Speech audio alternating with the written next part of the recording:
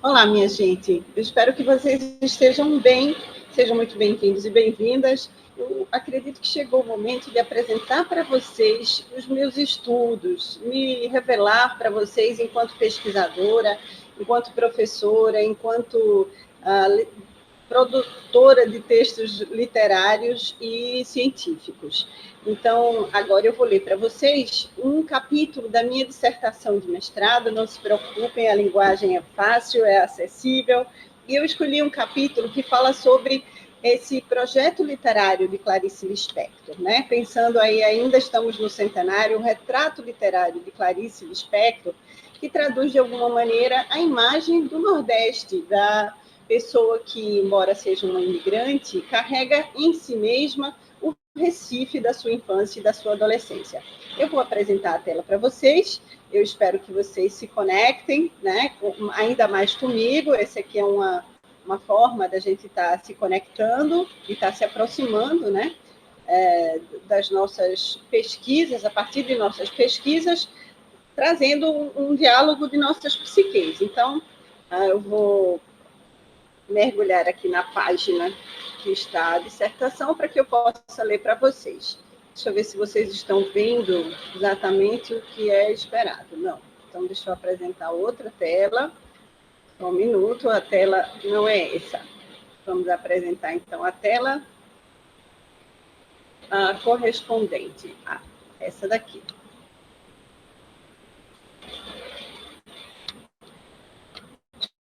Bom, calma, minha gente, eu consigo. Eu chegarei lá para apresentar a vocês a tela ideal. 1 minuto e nós já estaremos juntos na tela correspondente.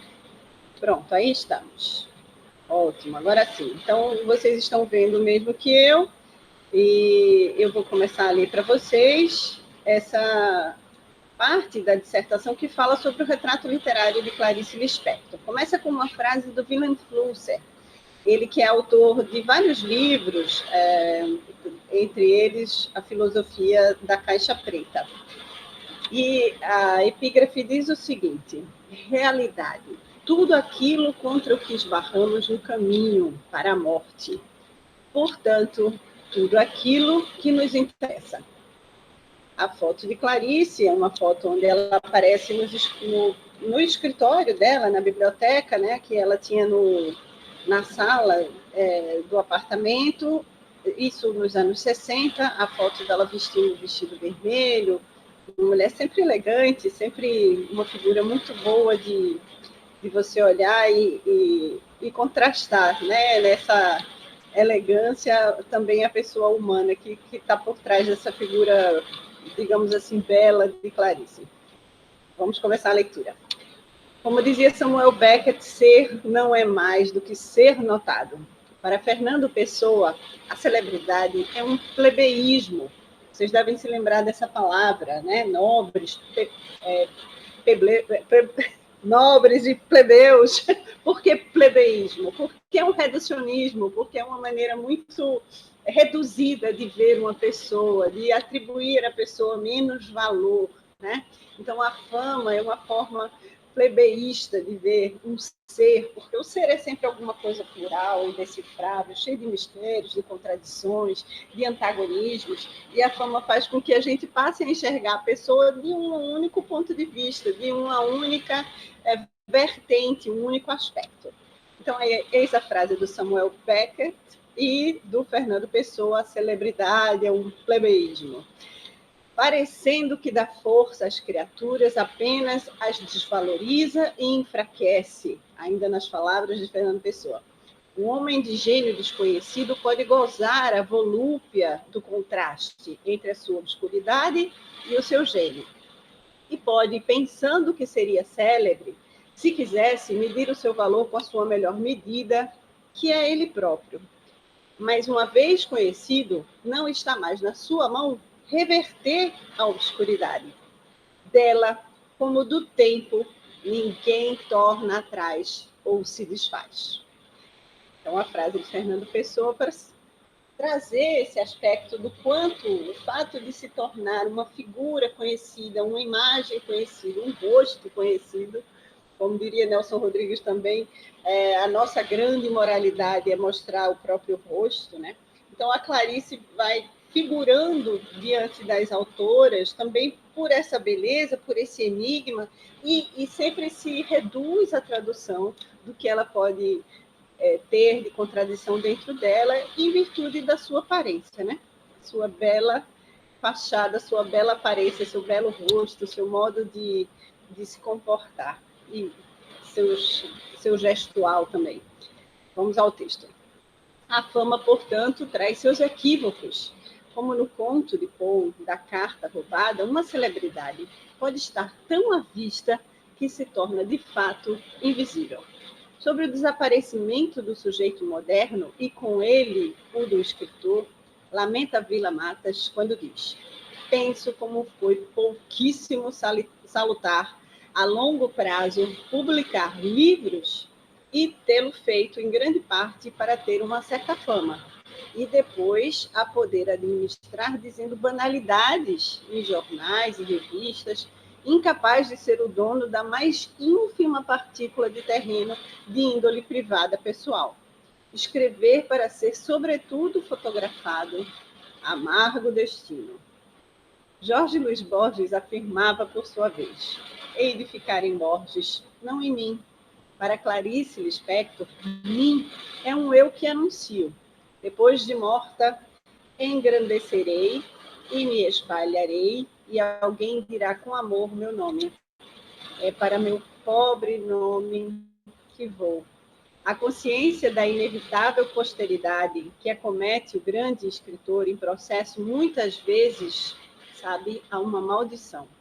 No prefácio ao livro Todos os Contos, Clarice Lispector, ele foi lançado em 2015 nos Estados Unidos, catapultou definitivamente, internacionalmente, o nome já conhecido dessa autora, já consagrado na Inglaterra, nos Estados Unidos, na Alemanha, na Argentina, onde o romance A Paixão Segundo GH, o romance A Maçã no Escuro já tinham sido traduzidos desde a época em que Clarice ainda vivia, ou seja, lá nos anos 60, e na década de 60, e contemporaneamente houve um grande espocar dessa fama já consagrada, dessa obra já consagrada de Clarice, graças a publicações, uma biografia chamada Clarice, vírgula, em língua inglesa, em língua americana, né, o inglês publicado pela Oxford University,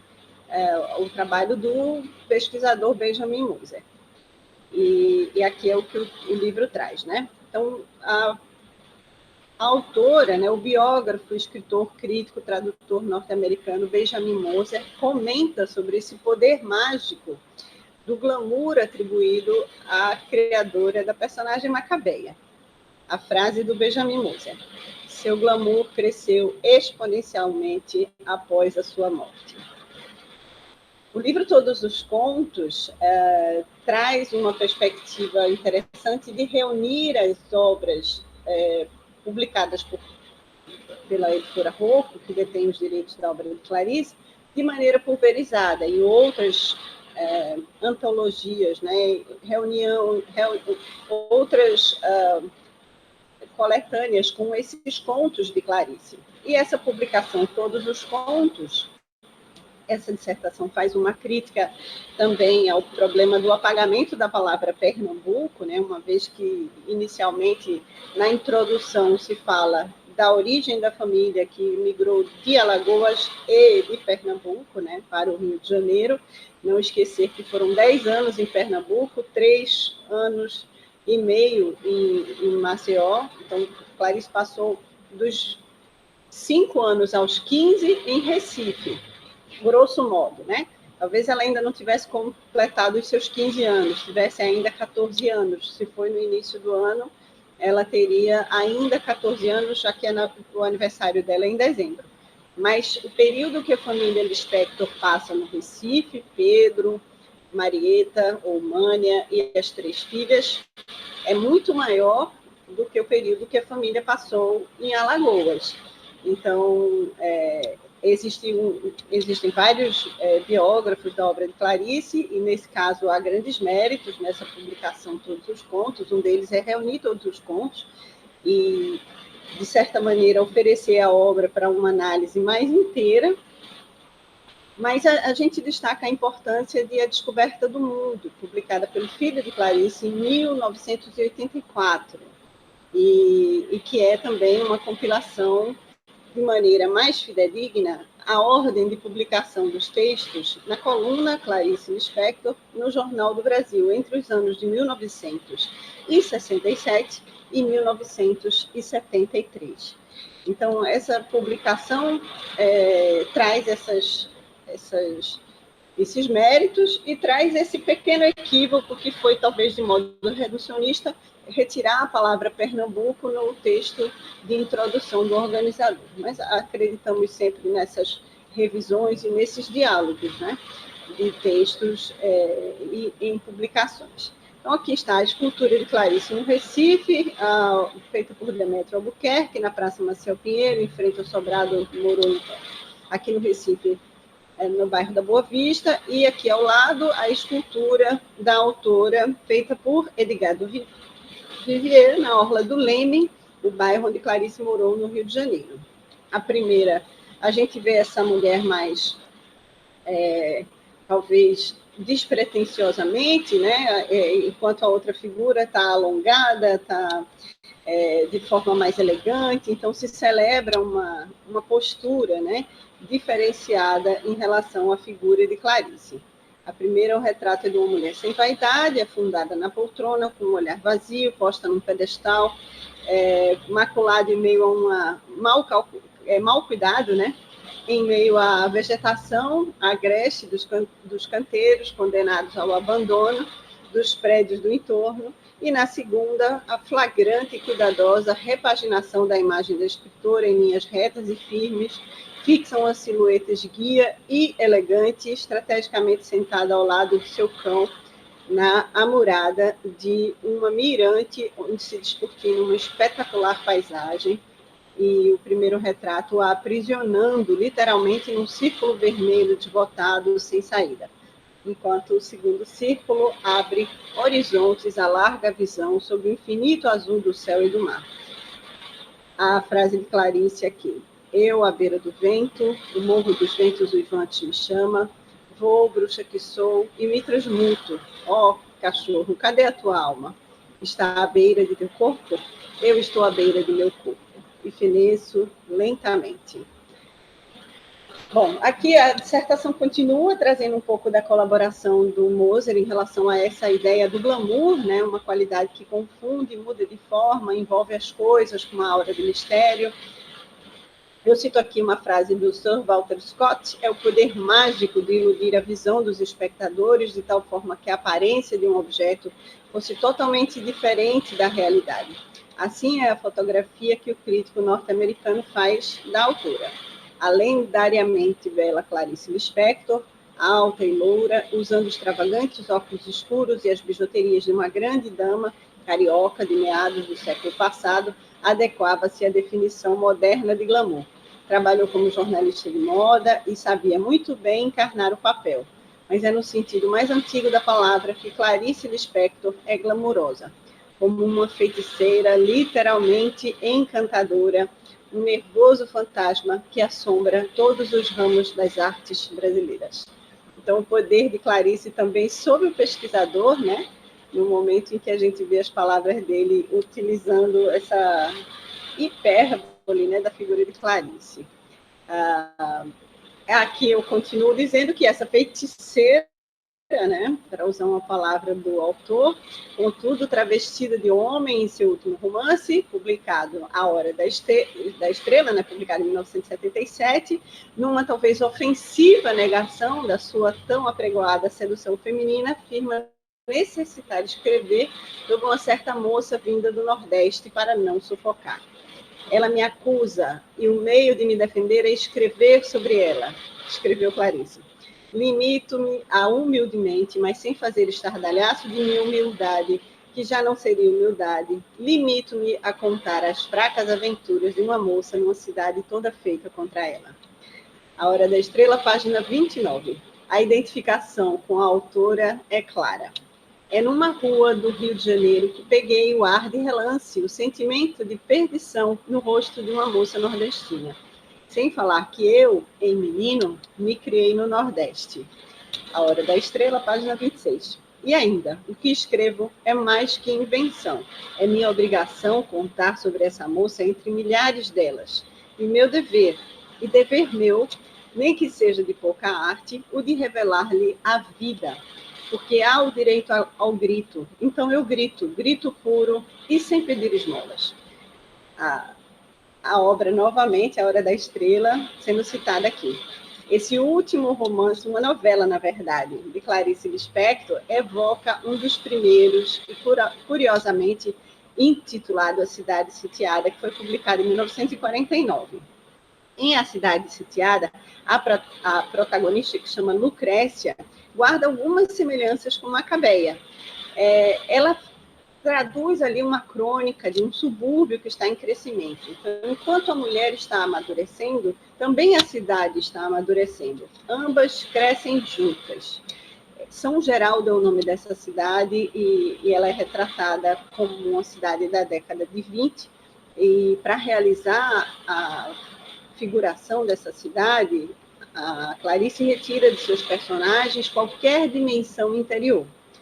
Dentro dessa marca de objetividade, acompanhamos a luta de Lucrécia Neves Correia e sua expressão plena, caprichosa, deseja enriquecer, possuir bem, subir na vida, num diálogo, inclusive, que a gente assiste ser essa mais a pretensão da mãe, a Ana Neves, mas que, de alguma maneira, a Lucrécia vai acatar como alguma coisa misteriosa, da qual ela desconhece as forças imperativas de um destino sobre ela.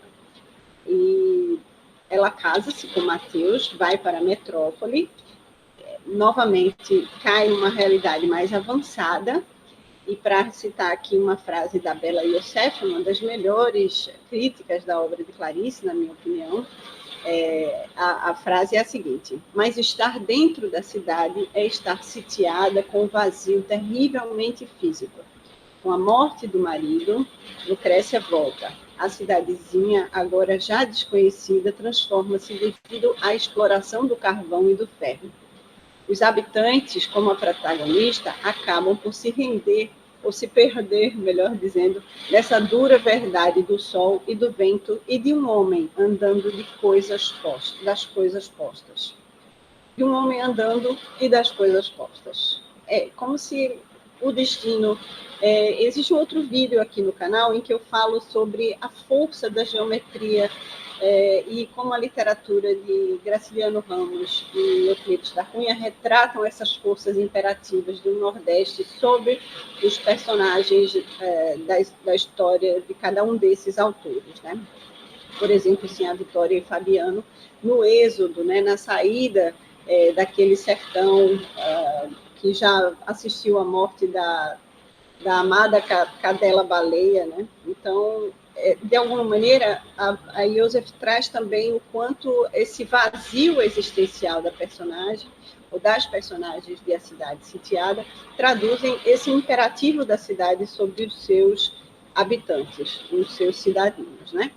Então, a protagonista de A Cidade Sitiada e os demais personagens acabam por se perder nessa dura realidade de sol e do vento e de um homem andando e das coisas postas. As coisas como que já fadadas a serem o que são e o homem incapaz de transformá-las, né? O curioso é o capítulo dedicado à estátua pública. E aqui é de uma grande sensibilidade esse momento, porque muito tem a ver com o sofrimento de Clarice em relação à morte precoce da mãe. Nesse primeiro gesto de pedra, o oculto estava esterilizado, em tal evidência, conservando para sua perfeição o mesmo caráter incompreensível. O botão inexplicável da rosa se abrira trêmulo e mecânico em flor inexplicável. E assim ficou, como se tivesse depositado, distraída, sem nenhuma individualidade. Sua arte era popular e anônima. Às vezes, aproveitava a mão que estava atrás para coçar rapidamente as costas, mas logo se imobilizava. Na posição em que estava Lucrécia Neves, poderia mesmo ser transportada à praça pública. Faltavam-lhe apenas o sol e a chuva para que, coberta de limo, fosse enfim desapercebida pelos habitantes e, enfim, vista diariamente com inconsciência, porque era assim uma estátua pertencia a uma cidade.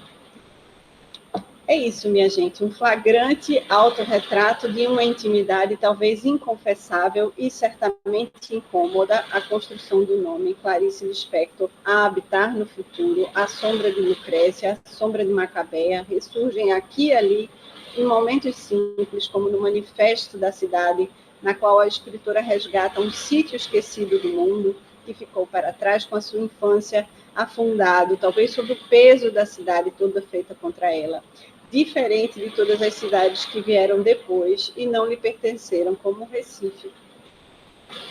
Um trecho do texto de Clarice, chamado Manifesto da Cidade.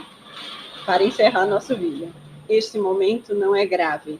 Aproveito e olho pela janela. Eis uma casa. Apalpo tuas escadas, as que subi em Recife. Depois a pilastra curta.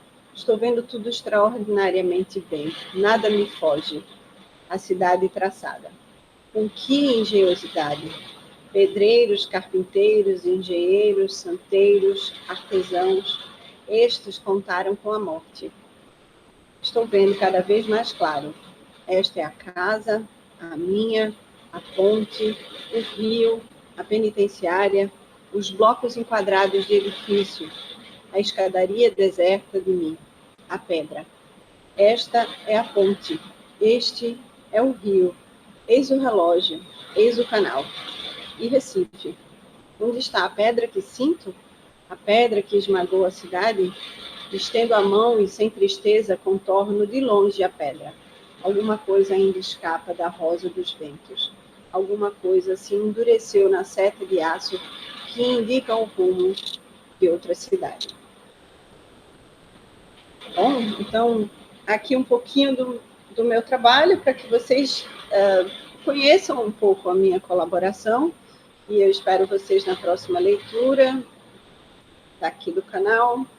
Não sem emoção, encerro essa chamada, não sem muita memória agora passando pela cabeça e revisitando esses momentos de escrita da dissertação do mestrado em Teoria Literária pela Universidade Federal de Pernambuco, no curso de pós-graduação em Letras, né, da Universidade Federal, o PPG Letras, durante os anos de 2016 e 2018.